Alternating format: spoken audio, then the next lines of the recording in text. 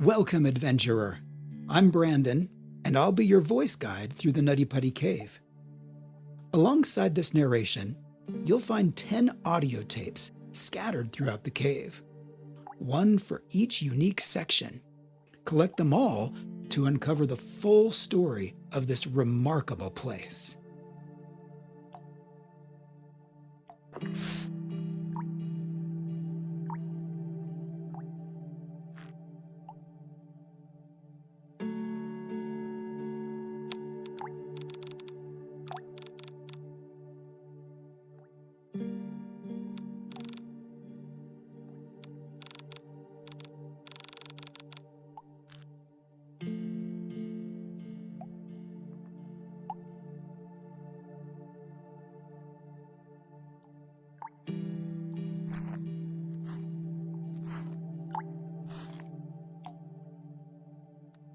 As you already know, Nutty Putty Cave is located west of Utah Lake in Utah County, United States. Despite its big reputation, the cave isn't actually that large.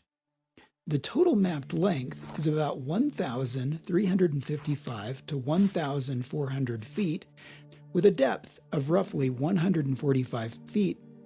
From this point, the cave splits into two routes.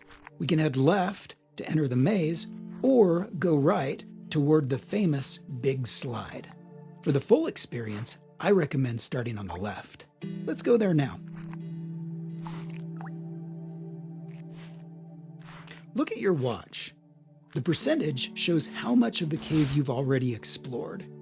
Remember, you can rewind or pause. Feel like sliding? You're not alone. At the height of its popularity, the cave drew more than 5,000 visitors a year. So much traffic wore the rocks smooth, and experts warned that a fatal accident was only a matter of time in one of its main features, a long 45-degree chamber known as the Big Slide, where we are right now. Those safety concerns, along with the growing damage caused by constant use, led to the cave's temporary closure in 2006. They're also the reason for the ladder you'll find at the end of this section. Be careful on your way down. You don't want to meet your end here, especially in a place meant for a very different kind of rebirth we'll soon discover.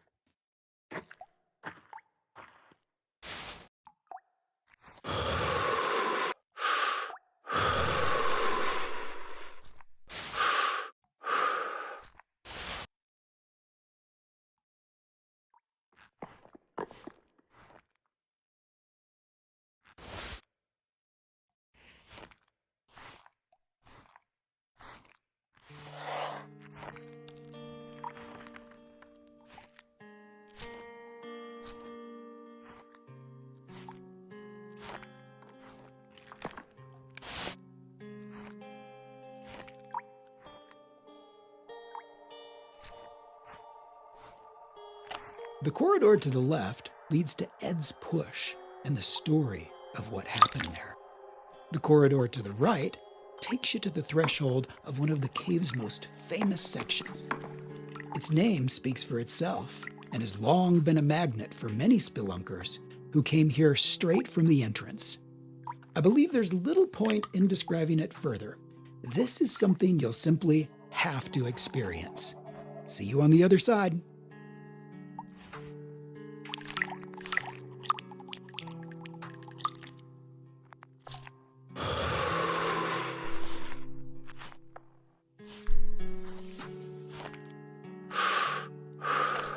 We're approaching the site of John Jones' tragic accident. How did it happen? On November 24th, 2009, John Edward Jones became trapped in Nutty Putty Cave after entering a tight, uncharted passage that he mistakenly believed was part of the well-known birth canal route. Instead, he had crawled into an unmapped fissure that was far narrower than expected. The passage sloped downward and constricted as it went, forcing him headfirst into a nearly vertical section where his body became wedged. Entering headfirst made it nearly impossible for him to reverse or maneuver once he was stuck. Despite more than 24 hours of effort, rescuers were unable to free him as the combination of the cave's fragile geology, the limits of physics, and human endurance made extraction impossible. In the aftermath, authorities made the difficult decision to leave his body where it was and permanently seal the cave, rather than risk more lives in a recovery attempt.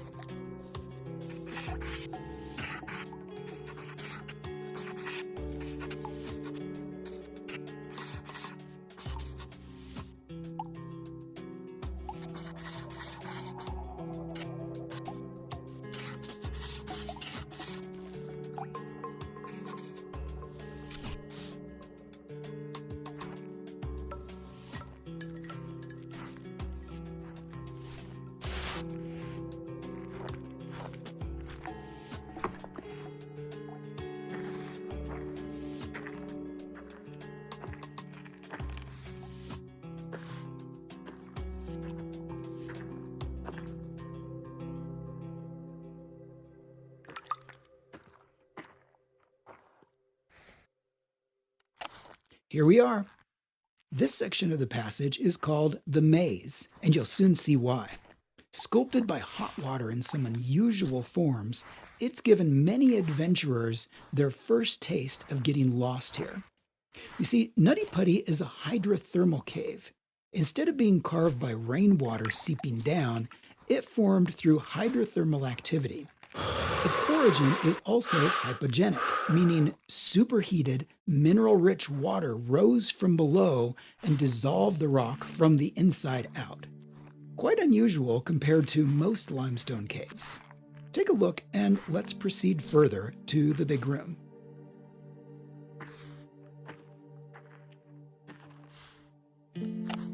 Welcome to the big room. Compared to most cave sections, it feels open, tall, and almost comfortable. Many cavers pause here to catch their breath before moving on, so stay a while and listen.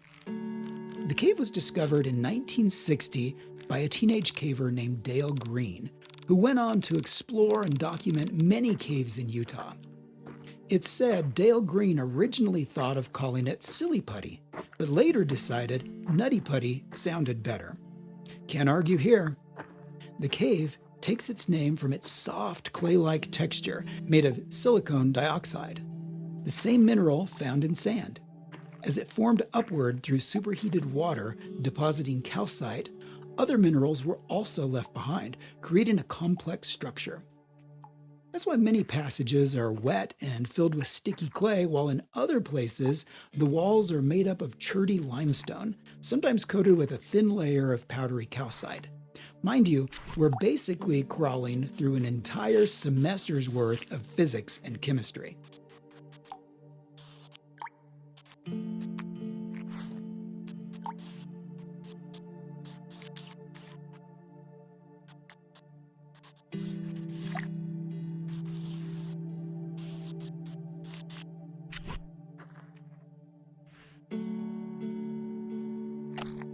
The Helmet Eater. Why the name?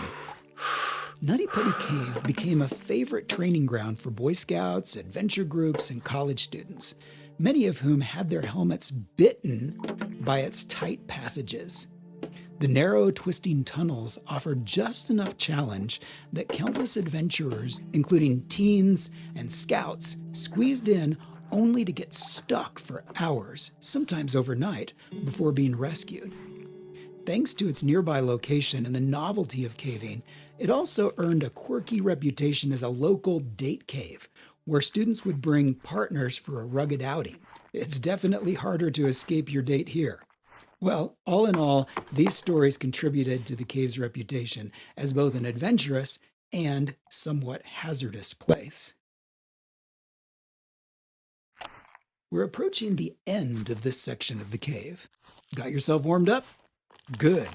Perhaps it's due to its hydrothermal past. Temperatures inside Nutty Putty remain around 55 degrees Fahrenheit or 12.7 degrees Celsius year-round.